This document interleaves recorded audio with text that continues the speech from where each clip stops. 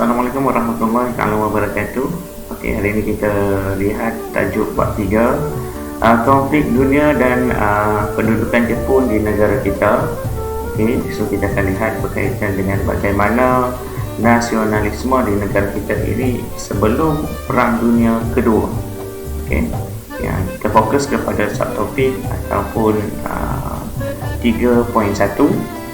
Jadi di sini kita tengok sebelum Perang Dunia Kedua, sebelum masuknya Jepun, bagaimanakah nasionalisme di negara kita ini berkembang. Okay? Jadi ini antara isi kandungan dalam bab 3 ini. Jadi hari ini kita hanya fokus kepada 3.1, nasionalisme di negara kita sebelum Perang Dunia Kedua. Jadi kita lihat yang pertama sekali, kesedaran awal nasionalisme di tanah Melayu. Kita lihat pada peringkat awal sebelum Perang Dunia Kedua, kebanyakan semangat nasionalisme ini dibawa oleh Empayar Uthmaniyah, ataupun senang dikatakan oleh pelajar-pelajar yang belajar di Turki, dan mereka inilah yang terpengaruh dengan gerakan di Turki, kemudiannya membawa semangat itu balik ke tanah Melayu. Okey, kalau kita lihat pada 11 November 1914, Empayar Uthmaniyah ini telah mengeluarkan fatwa supaya menyeru seluruh orang Islam di dunia ini menentang penjajah, kerana bagi mereka orang-orang Islam harus menentang penjajah yang mana banyak menindas orang-orang Islam. Dan perkembangan inilah yang mendapat perhatian penduduk di tanah Melayu, terutama adalah daripada kaum muda, melalui akhbar-akhbar yang mana ditulis oleh mereka-mereka yang datang ataupun belajar di kawasan Timur Tengah ini. Jadi dalam usaha mengekang perkara tersebut, apa yang telah dilakukan British ialah pertama sekali memperkenalkan enactment Undang-Undang Islam 1904. Kalau kita tengok, undang-undang ini telah wujud sebelum pengeluaran fatwa yang dikeluarkan oleh Empayar Uthmaniyah pada 1914. Jadi antara yang ada di dalam enactment ini adalah untuk memastikan sesiapa yang mencetak atau mengedarkan tulisan berkaitan agama dan politik Islam tanpa izin Sultan boleh dipenjarakan. Okey, British juga telah memperkenalkan dua badan penyiasat, iaitu Jabatan Siasatan Jenayah dan juga Biro Siasatan Politik untuk mengawal gerakan Islah Islamiyah. Okey, maksudnya ini adalah berkaitan dengan gerakan Islah, yang mana usaha ini adalah membendung daripada orang Melayu menentang British. Jadi British tahu bahawa orang Melayu ini majoriti, senang kata keseluruhannya adalah Islam. Jadi dengan gerakan agama ini akan menggugat kedudukan mereka di tanah Melayu. Okey. Kesedaran awal nasionalisme di tanah Melayu ini bermula dengan gerakan PEN Islam. Okey. PEN Islam itu contohnya akibat daripada gerakan PEN Islam, maka penentangan Tok Janggut adalah hasil daripada kesedaran politik antarabangsa yang menggerakkan penentangan bercorak tempatan. Okey, ini antara kejayaan gerakan PEN Islam, yang mana Tok Janggut ini telah dipengaruhi oleh penglibatan Empayar Uthmaniyah dalam Perang Dunia Pertama di Eropah. Okey.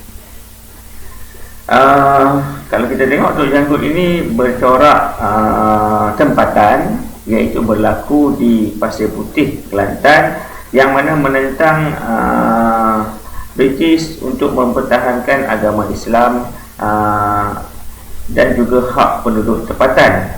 Okey, jadi ini adalah permulaan kesedaran nasionalisme di tanah Melayu. Kemudian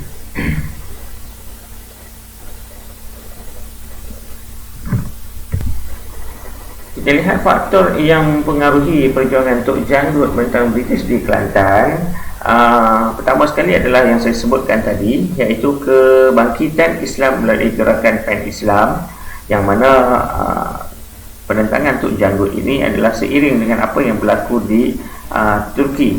Okey. Yang kedua adalah ingin mempertahankan Islam daripada ancaman sekularisme Barat. Okey.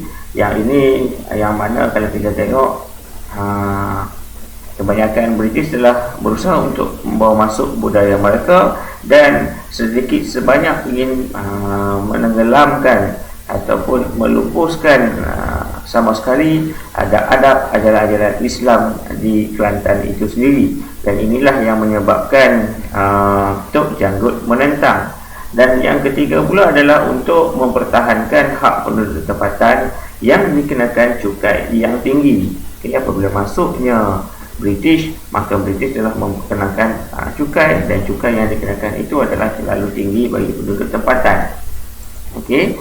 Dan seterusnya, disebabkan kegagalan penentangan bersenjata Tok Janggut menyebabkan masyarakat telah menyusun strategi, dan British juga telah membuat undang-undang menghalang orang Melayu untuk menyatakan sikap politik mereka melalui bahan bertulis. Disebabkan itu kebanyakan hasil tulisan adalah berselindung. Jadi contoh dekat sini adalah cerita Terkukur.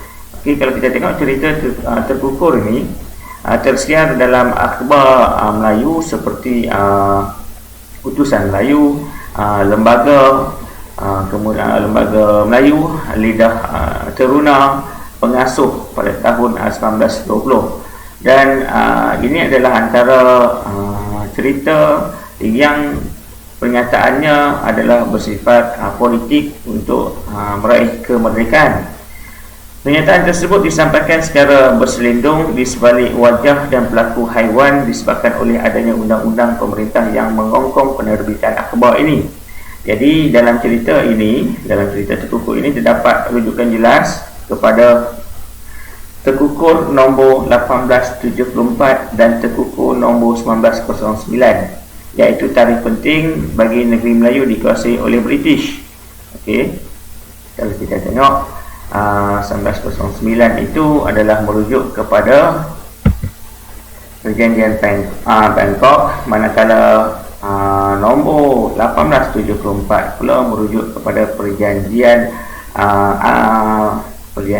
Pangko. Okey, Perjanjian Pangko yang menyebabkan British masuk di negeri Perak. Manakala pada tahun 1909 itu Perjanjian Bangkok yang menyebabkan negeri-negeri Melayu Utara telah diserahkan kepada British.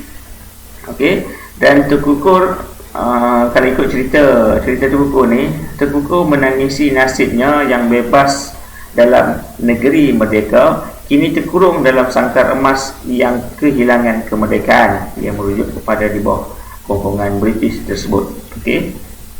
Jadi disebabkan kawalan yang dibuat oleh British ini, maka kesedaran kebangsaan ini tidak berjaya diluaskan, dan akhbar-akhbar Melayu sebelum Perang Dunia Kedua juga tersekat penyebarannya. Namun kesedaran nasionalisme Melayu sebelum Perang Dunia lahir daripada kesedaran semangat cinta akan negara, dan semangat inilah yang menjadi asas kepada gerakan yang lebih menyeluruh selepas Perang Dunia Kedua. Okey, jadi strategi lain menentang penjajah selepas kegagalan menentang Tok Janggut ini kita tengok tadi. Contoh yang saya bagi adalah cerita Terkukur dari majalah, akhbar dan juga Persatuan. Namun tidak berjaya. Ada undang-undang yang berkaitan dengan penerbitan, iaitu halangan orang Melayu menyatakan sikap politik mereka melalui bahan penulis. Contohnya ada dua di sini, Publishing and Book Enactment 1915 dan The Seditious Publication Enactment 1919, yang mana mengawal kebebasan bersuara. Okey. Jadi mengapa British berusaha membendung pengaruh upaya Uthmaniyah di negeri Melayu pada awal abad ke-20 ini? Kenapa dia takut sangat? Kerana orang-orang Melayu di tanah Melayu memberi sokongan kepada upaya Turki Uthmaniyah yang berperang dalam Perang Dunia Pertama. Maksudnya kita menyokong Turki. Bagi orang Melayu pula, di tanah Melayu, Khalifah Empat Uthman dianggap sebagai pelindung umat Islam dan juga penaung bagi tanah suci Mekah dan juga Madinah. Okay. So itu saja kelas kita hari ini. Semoga mendapat manfaat apa yang telah disampaikan. Sekian, terima kasih.